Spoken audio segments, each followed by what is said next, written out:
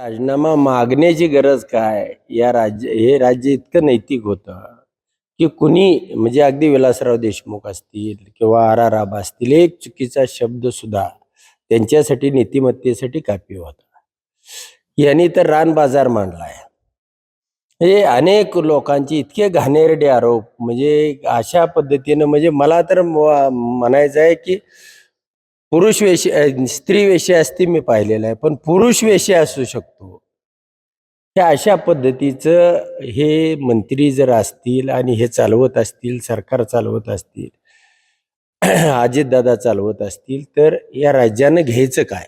आता जर हे उत्तम जानकर वेश्याविषयामध्ये, त्या वेश्येला सुद्धा जगण्याचा अधिकार आहे. राजकीय विरोधक म्हणून अशी भाषा वापरणार असाल तर या विधानाचा मी जाहीर निषेध करते. आणि असे विधाने करणारे लोकप्रतिनिधी लायकीचे नाहीयेत, त्यांना त्यांच्या घरातनं संस्कार झालेले नाहीयेत किंवा ते शिकलेले नाहीयेत.